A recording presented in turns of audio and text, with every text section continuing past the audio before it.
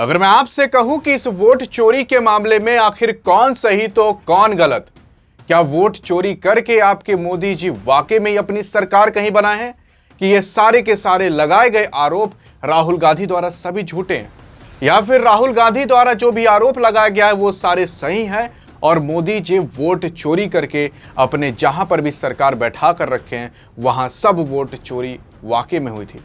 लेकिन सवाल ये उठता है कि आखिरकार इस पर्दे के पीछे क्या सच्चाई है तो क्या नहीं।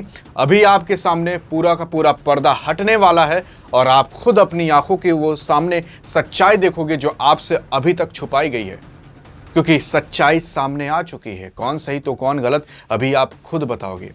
लेकिन उससे पहले आपको ये समझना पड़ेगा कि आखिरकार ये केस क्या है। जिसने पिछली वीडियो नहीं देखी उसको हम थोड़ा सा डिटेल में बता देते हैं। ये केस उस चीज का है जब आपके राहुल गांधी जी ने पूरी की पूरी एक 7 फीट की कागज का पूरा बंडल खंगाल कर रखनाया था और उसके अंदर यही सारी चीजें लिखी थी कि भाई किसने वोट दिया है, कहां दिया है, किसकी फोटो लगी है, किसके नाम के नीचे एड्रेस लिखा है तो किसका नाम लिखा है, किसने कहां कहां पर जाकर अपने वोट डाले हैं। ये सब चीजों का पूरा विस्तार में खंगाल कर और पूरा का पूरा जानकारी पेश कर दिया था पूरे के पूरे मीडिया के सामने। कोई और नहीं बल्कि अपोजिशन पार्टी के सुपर लीडर जिनका नाम राहुल गांधी है। और वोट चोरी के अंदर बीजेपी तो पूरी तरीके शामिल थी ही, उसी के साथ साथ इलेक्शन कमीशन ऑफ इंडिया, जो कि भारत के अंदर जब भी कहीं वोट कराए जाते हैं या फिर इलेक्शन होते हैं उन सब की जिम्मेदारी आपकी इलेक्शन कमीशन ऑफ इंडिया करती है। और इलेक्शन कमीशन ऑफ इंडिया के चीफ अभी मान सकते हो आप गणेश कुमार साहब हैं और इनके ऊपर भी ये आरोप लगाए हैं। लेकिन इन्होंने बाद में प्रेस कॉन्फ्रेंस में आकर अपनी पूरी की पूरी चीजें सामने बताई और उसी के बाद पता चल गया कौन सही तो कौन गलत। यहां पर केवल बीजेपी और कांग्रेस में ये टक्कर नहीं है, बल्कि ये आप और हमारे जो वोट हैं उसकी कीमत की भी टक्कर है। क्योंकि अगर यहां पर मोदी साहब गलत निकलते हैं तो जान जाओ फिर आपके और हमारे वोट की कोई कीमत नहीं है।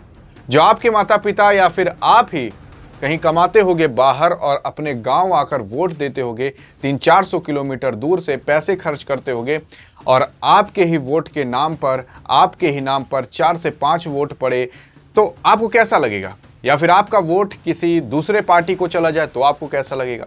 तो क्या ही मतलब आपका अगर इतने दूर से आकर वोट देते हो जब सरकार आपकी नहीं बल्कि दूसरे की ही बननी है।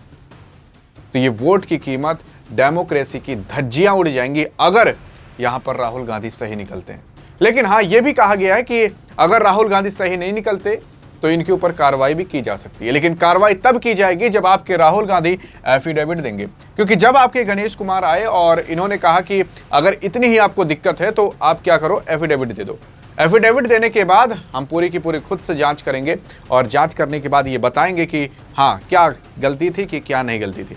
लेकिन इन्होंने कहा कि चलो 1-2 गलती होती तो हम ये काम कर भी सकते थे। यहाँ पर जब मीटिंग हुई तो ये 1-2 गलती होती, कह रहे थे कि चलो हम 1-2 गलती को कंप्यूटर में डालकर खंगाल कर निकाल सकते थे। लेकिन अगर आप हजारों गलतियां ठोक रहे हो, 1 लाख वोटर को ठोक रहे हो, तो ये करने में थोड़ी कठिनाई हो सकती है। और इसी वजह से इन्होंने कहा कि एफिडेविट दे दीजिए भाई साहब, अगर गलत होंगे तो हम पूरी तरीके से बता देंगे कि हम गलत हैं, बीजेपी गलत है, वोट वाकई में चोरी हुई है। लेकिन अगर आप गलत होगे तो जेल की चक्की आपके लिए अभी इंतजार कर रही होगी। लेकिन अब सवाल ये उठता है कि आखिरकार ये भाई साहब एफिडेविट देंगे कि नहीं। लेकिन इन्होंने भी अपने पक्ष से कहा कि देखो, जब बीजेपी कहती है तब आप एफिडेविट नहीं मांगते, लेकिन जब हम कहते हैं तब आप एफिडेविट मांगते हो। लेकिन मैं आपको ये भी बता देना चाहता हूं कि ये जो बंदा है ना, ये कोई नॉर्मल बंदा नहीं बल्कि विपक्ष के पार्टी का सबसे बड़ा नेता है। अगर विपक्षी पार्टी कभी भी गवर्नमेंट अपनी बनाती है तो प्रधानमंत्री यही बंदा बनने वाला है। यहां पर एक बार आप न्यूट्रल होकर सोचना, ना बीजेपी की ओर से ना कांग्रेस की ओर से, बस एक सोचना कि आप एक आम नागरिक हो और आपको एक तरफ जाना है और आप अभी ना बीजेपी ना कांग्रेस किसी को नहीं जानते। बस इस मुद्दे को समझ जाओगे तो आप खुद एक तरफ अपना वोट दे सकते हो। आपको चाहे जितनी गाली देना हो आप दे सकते हो, चाहे जिस पार्टी को देना हो दे सकते हो, इससे कोई मतलब नहीं। मतलब इससे है कि क्या आपका वोट कहीं और तो नहीं जा रहा, या फिर आपके ही नाम पर कई सारे और वोट तो नहीं पड़ रहे, या फिर आपके ही घर के बगल एक छोटा सा रूम है, उस रूम के अंदर से एक इंसान नहीं बल्कि 80 इंसान आकर वोट तो नहीं दे रहे। ये सब भी कांड हो रहे हैं। लेकिन खैर वो सबकी कांड की बाद में बात करते हैं। यहां पर कुछ इसी तरीके से हो रहा है। लेकिन फिर उसके बाद कुछ नेता आते हैं विपक्ष के, कुछ पक्ष के नेता आते हैं। जैसे अगर विपक्ष के नेता की बात करें, पवन खेरा साहब, इन्होंने कहते हैं कि भाई देखो, जो इलेक्शन कमीशन ऑफ इंडिया कह रहा है कि हमें आप चोर कह रहे हो, तो ये कह रहे हैं अगर इनका कहना है कि आप वोट चोरी करना बंद करो, हम आपको चोर कहना बंद कर देंगे। अब अगर आप चोरी किए हो तो आप चोर कहलाओगे, नहीं चोरी की हो तो नहीं कहलाओगे। उसी के साथ साथ इनका कहना यह भी है कि इसका कौन सा मतलब निकलता है कि आप सीसीटीवी के जो फुटेज हैं उसको 45 दिन बाद डिलीट कर दोगे। क्योंकि हम आपको बता देना चाहते हैं, जहां भी वोट पड़ते हैं जो कैमरा की रिकॉर्डिंग रहती है उसको इलेक्शन कमीशन ऑफ इंडिया एक नियम के तहत 45 दिन तक रखती है। हाँ, ज्यादा भी रख सकती है लेकिन उससे कम नहीं। लेकिन अगर कोई मांगता है तो वो फुटेज दिखाना जरूरी है, लेकिन 45 दिन के बाद नियम कानून के हिसाब से ये डिलीट कर उठता है। लेकिन आप एक बार खुद सोच कर देख सकते हो कि आखिरकार ये कौन सा नियम कानून है कि 45 दिन बाद डिलीट कर दिया जाएगा। अरे भाई, अगर किसी को कभी कोई दिक्कत होती है और वो जांच कराना चाहता है तो आप तो फुटेज ही डिलीट कर चुके हो, तो आखिरकार वो जांच पड़ताल कहां से हो पाएगी। ये बात यहां पर कुछ हद तक सही है, क्योंकि आप एक छोटी सी हार्ड डिस्क लेकर, मेमोरी कार्ड लेकर, उसमें आप पूरा का पूरा डाटा सेव करके रख सकते हो। यहां पर इतने जीबी, इतने टीबी का डाटा इतने आसानी से सेव करके रख लिया जाता है, पूरा का पूरा एक सर्वर बना लिया जाता है। लेकिन आप छोटी से एक हार्ड डिस्क नहीं ले पा रहे जिसमें कि पूरा का पूरा आप फाइल को कंप्रेस करके रख सकते हो। खैर, वो सब बात की बातें हैं। लेकिन उसके बाद एक और महोदय साहब आते हैं जो कि विपक्ष के ही पार्टी के हैं, कांग्रेस के, जिनका नाम अनुराग ठाकुर है। इनका कहना यह है कि जो महादेवपुरा में 1 लाख वोट की चोरी, महाराष्ट्र के अंदर वोट की चोरी, अभी तक इन सब का जवाब इलेक्शन कमीशन ऑफ इंडिया ने नहीं दिया है। और इन सब का जवाब बीजेपी नहीं दे रही और बल्कि इलेक्शन कमीशन ऑफ इंडिया को सामने ला रही है। लेकिन फिर अगर हम एक पक्ष के नेता की बात कर लें तो ये भाई साहब बीजेपी के हैं। अब इनका कहना यह है कि हमने भी जांच की थी कांग्रेस की, जहां जहां पर कांग्रेस की सरकार बनी है वहां पर भी हमें वोट चोरी के मामले मिले हैं। लो भाई साहब, यहां पर आपके राहुल गांधी जो कि 6-6 महीने से रिसर्च कर रहे थे और पूरा का पूरा बंडल 7-7 फीट का कागज लेकर उसमें रिसर्च किया जा रहा था। एक नाम को कई अनेकों कागज में मिलाना पड़ता था कि इसका नाम कहीं और तो नहीं है, क्या ऐसे ही एड्रेस कहीं और तो नहीं है, क्या इसमें एड्रेस नहीं लिखा तो कहीं और तो नहीं लिखा है। तो इस तरीके से उस बंदे ने 40 लोगों की टीम बैठाई और उसके बाद देखा कि भाई आखिरकार रियल में कांड क्या हुआ था। उसके लिए उसको 6 महीने लग गया, आधा साल लग गया। लेकिन ये भाई पक्ष के जो कि बीजेपी के नेता है कहते हैं कि 2 से 3 दिन बाद आते हैं, कहते हैं कि हमने भी जांच की, आपका भी वोट चोरी का भाई मामला सामने आया। इसका मतलब यह है कि इलेक्शन कमीशन ऑफ इंडिया ने आपको वो जो पूरा का पूरा कंप्यूटर के अंदर फीड रहता है, पूरी की पूरी लिस्ट आपको थमा दी। आपने बस एक बार क्लिक किया, पूरा का पूरा लिस्ट सामने आ गया। लेकिन वही चीज इलेक्शन कमीशन ऑफ इंडिया ने कांग्रेस को नहीं दिया था। देखो, ऐसा नहीं है कि कांग्रेस की तरफ से बात किया जा रहा है या फिर बीजेपी की तरफ से। एक बार आप खुद सोच कर देखो कि आखिर इन भाई साहब को कैसे 2 से 3 दिन के अंदर ये सारी चीजें मिल सकती हैं, जो चीजें कांग्रेस को 6 महीने, वो भी 40 लोगों की टीम, और वहां पर आपके राहुल गांधी भी शामिल थे, तब जाकर वो काम पूरा हो पाया। लेकिन खैर, ये सब बात की बातें। फिर उसके बाद आपके इलेक्शन कमीशन ऑफ इंडिया भी कहती है कि जब ये ड्राफ्ट फाइल में था तो आपने क्यों नहीं किया। असल में राहुल गांधी ने खुद बताया कि यार देखो, हमने 40 लोग की टीम बैठाई, पूरा का पूरा डाटा छाना, हमें 6 महीने लगे, इस वजह से हम यहाँ पर आ पाए। लेकिन यहाँ पर ये प्रेस कॉन्फ्रेंस करने आते हैं, उसके अंदर वोट चोरी के मामले से रिलेटेड कुछ ये बताते ही नहीं, केवल ये कहते हैं कि भाई एफिडेविट दे दो, ये काम हो जाएगा, वो काम हो जाएगा। हाँ, काफी लोग सवाल भी पूछते हैं, लेकिन वहीं पर टाल मटोल होता रहता है। लेकिन क्या सही है क्या गलत है अभी यार कुछ नहीं पता चल रहा। लेकिन आइए अब एक बार इलेक्शन कमीशन ऑफ इंडिया के पक्ष में हम बात कर लेते हैं, आखिर देखते हैं कि इनका क्या कहना है। देखो, जब इनसे ये पूछा गया कि सीसीटीवी कैमरे के फुटेज के बारे में आप कुछ कहना चाहते हैं, तो इनका साफ से सिंपल सा जवाब ये था कि जो राहुल गांधी ने पूरा का पूरा दस्तावेज सामने प्रस्तुत किया ना, उसमें काफी लोगों की फोटेज भी दिखाई दे रही थी।